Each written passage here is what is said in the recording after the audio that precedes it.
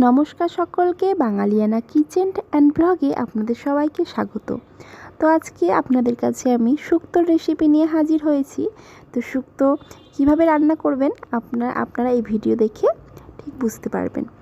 তো এখানে আমি নিয়েছি বড়ি, পোস্ত, সর্ষে, রাঁধুনি, মৌরি, জিরে, শুকনো লঙ্কা, তেজপাতা। আর এদিকে আমি সব সবজিগুলো কেটে নিয়েছি আলু, পেঁপে, কাঁচকলা, বেগুন, গাজর, 2-3টে কাঁচা লঙ্কা, ছুটি, করলা আর সিম। তো সবজিগুলো আমি কেটে নিয়েছি। আপনাদেরকে বলে রাখি যে শুক্তোতে একটা সিক্রেট মশলা দেওয়া হয়, সেটা হচ্ছে রাঁধুনি। তো রাঁধুনি ছাড়া শুক্তো একেবারেই সম্পূর্ণ কখনোই হয় না। তো রাঁধুনি আমি নিয়েছি, এখানে 2 জায়গায় রাঁধুনি নিয়েছি, একটা ফোড়নের জন্য আর একটা বেটে নেব। তো প্রথমে আমি মশলাগুলো বেটে নেব। আদা, রাঁধুনি, মৌরি আর জিরেটা বেটে নিলাম। তো বাটা হয়ে গেছে মশলা। আমি এবার সবজিগুলো এক এক করে ভেজে নেব। তো বেশি করে তেল দিয়ে আমি সবজিগুলো একেবারে ভেজে নিচ্ছি, যাতে আমাকে পরে তেল না দিতে হয় আর সবজিগুলো ছাঁকা তেলেও ভাজা হয়ে যায়। তো সবজি ভাজার সময় আমি লবণ দেব না। লবণ দেওয়ার পরে সবজি ভাজলে সবজি থেকে জলটা ছেড়ে দেবে বা ভালোভাবে ভাজা হবে না, সেদ্ধ হয়ে যাবে।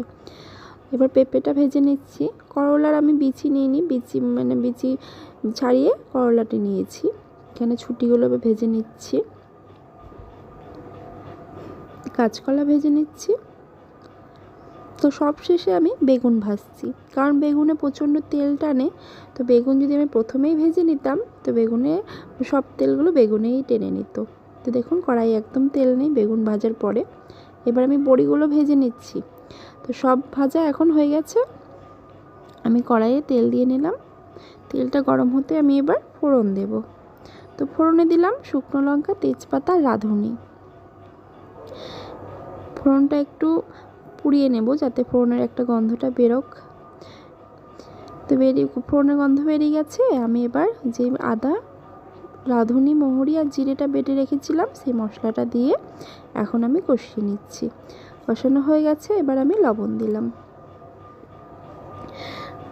তারপরে এবার আমি সব সবজিগুলো দিয়ে জল দিয়ে দেব, কারণ মশলা কষানো হয়ে গেছে আর এদিকে আমার সবজিগুলো ভাজাই হয়েছে। তো আমার সবজি দিয়ে মশলা কষানোর কোনো দরকার নেই, সেই জন্য আমি জল দিয়ে দিলাম। এবার হলুদ দিয়ে এলাম।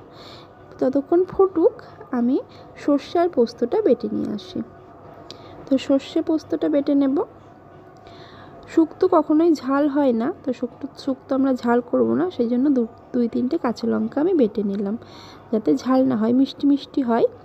শুক্তোতে আমরা চিনি দেব। ফুটে গেছে। এবার আমি সর্ষে পোস্ত বাটাটা দিয়ে দিলাম। আর লাগবে কাঁচা দুধ। তো কাঁচা দুধ প্রথমে দেখানো হয়নি,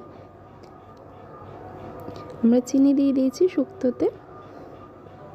আপনারা এভাবে বাড়িতে শুক্তো রান্না করে খাবেন, আশা করি আপনাদের সকলেরই ভালো লাগবে, কারণ শুক্তো তেতো হয় না। আমার খুব প্রিয়, বাঙালির প্রিয় শুক্তো, আপনারা সবাই জানেন হয়তো। এবার আমি কাঁচা দুধ দিয়ে দিচ্ছি। এবার নামানোর পরে ঘি দিয়ে নামিয়ে নেব। তাহলেই রেডি আজকের শুক্তো।